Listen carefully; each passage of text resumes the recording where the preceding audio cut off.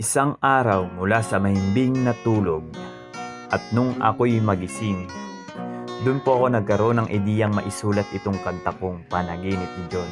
Siguro po mga 2010 ko ito nagawa. Hindi ko na po maalala kung anong buwan. Tunay pong mahiwaga ang panaginip ng tao. Maaari pong may koneksyon siya sa nakaraan o sa hinaharap.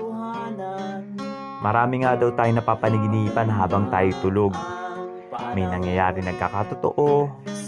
Paisip ko lang, parang napunta na ako dito sa lugar na to ah. At may mga panaginip tayong parang katang-isip na lang. Malabo na mangyari, parang galon. Sabi nga nila sa dami nating napapanaginipan, nandyan yung isa o dalawa na lang ang maaalala natin pag tayo nangigising. May mga ibig sabihin pa nga daw mga panaginip natin. Kasi ito yung masaya, malungkot, nakakatakot, o nagbibigay babala, pahiwatig, na dapat pa rin nating paghandaan at huwag baliwalain. Pero huwag masyadong mag-alala dahil ito po'y panaginip lang. At hindi naman din po makakasama ang pagsunod sa pamahiin at kasabihan ng matatanda.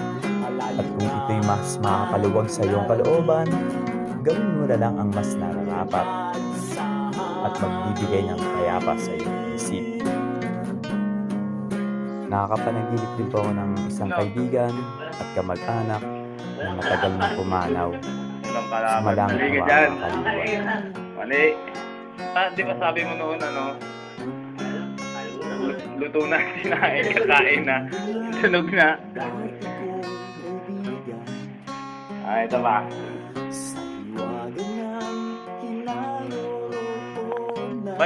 Ba't walang side mirror yung Marco? Ay, kasi hindi ka lang naman. Ang inaano daw, ulog! Share ko na rin po sa inyo mga ilan sa mga panaginip ko. Karaniwan na lang din pong nangyayari sa buhay ng tao pag sila natutulog. Nandiyan yung lumilipad, yung kala mo gising ka na, yung pala nananaginip ka pa rin. Hindi nakakapulot ka ng mga pera. Nandiyan yung may tumatawag sa akin sa panaginip, yung pala pagising mo totoong may tumatawag sa iyo. Nandiyan po ito yung mahiwaga, yung nananaginip ako, nakakita ko sa langit ng mga parang sinaunang tao, parang mga propeta, ganyan. Tapos may napanaginip din ako yung nakaano ako ng verse sa Bible. Pagtingin ko meron nga ang sinasabi nalalapit ang paghahari ng Panginoon.